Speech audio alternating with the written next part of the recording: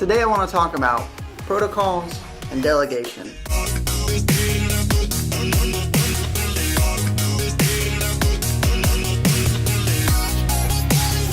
Okay, so protocols are a blueprint to perform a certain task.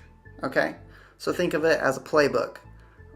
Maybe don't think of it as a playbook. Maybe just think of it as a blueprint for a certain task. Delegation is a pattern. It's a programming pattern to carry out that task. These are two very useful and important things in iOS development. And I'm not going to claim to be an expert on either of them, but I have found some pretty handy ways to use them within my development. For example, when you're wanting to carry out a task on a view controller from a table cell within that view controller. Now, of course, you could always just use did select row.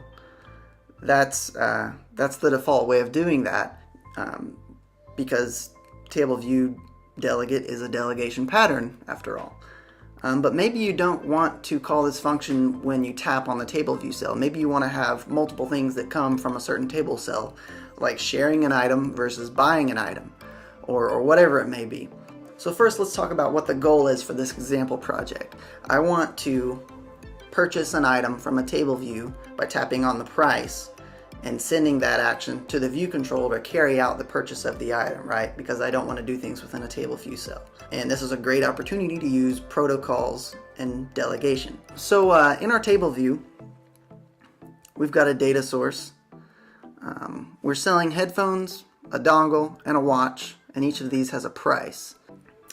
And I've got all of this connected in a storyboard here, just so you can see that that's where everything's coming from. So I basically just made a storyboard with a table view cell with our items, our name, and our price button. Let's go to our cell class, and we'll see that we have IB outlets for the name and the purchase button.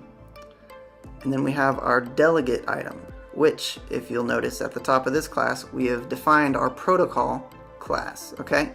This doesn't have to be in the same file as the table view cell. It's just easier for me to do it that way because it is a delegate made for this table view cell. So it makes sense to be in the same space, right? Now remember, a protocol is a blueprint to carry out a task. So the task in this case is to buy an item. So we'll name this function purchase, okay? And we'll just send the instance of the cell that called purchase, because while we're going to make the view controller the delegate for this table view cell, the view controller won't know which cell the delegate is getting called from because all the cells are going to have the same delegate in the view controller. So we have to pass some information with our function call so that the view controller knows which item we're buying, okay? So that's why we'll just pass, you could pass, the information in any way you want to, but it's just easiest for me to just pass the cell. So if you look down here, we've got an IB action that gets called. This is going to be connected to our purchase button, and this will call the delegate purchase function, and we'll just send self in there so that it sends all the information that we want to send. Okay, now let's jump back to our view controller, and we'll see we have this extension of the view controller where we adopt this protocol, item for sale, table cell delegate. Okay, we want to purchase whatever this cell has. So we do all this unwrapping of the cell's information, and then we create an alert view, and we display a nice little message to let the user know that they bought that item for that price, okay? And that's the gist of it. One thing you don't want to forget when doing this is to actually assign the delegate. A lot of times I'll do this and I'll think, why isn't this working? And then I realize that I never actually set the delegate.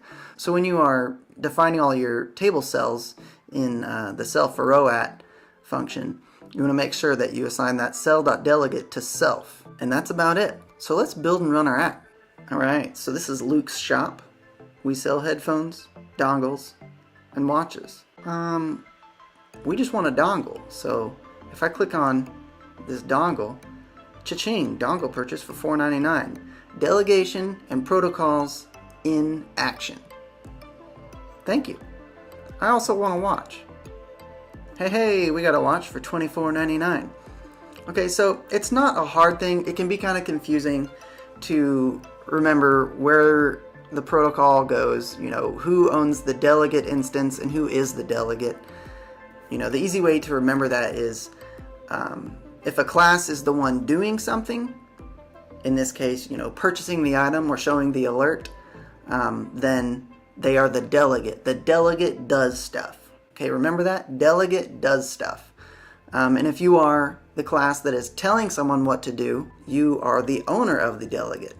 So you have an instance of delegate within your class, okay?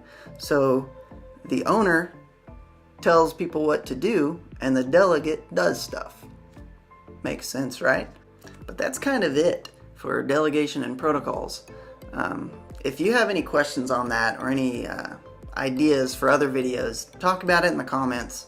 I will answer any questions, so please don't hesitate to ask, because I just love to talk iOS, so give me a chance to do that, please. Anyway, this has been another iOS Loop tutorial. Thanks for watching.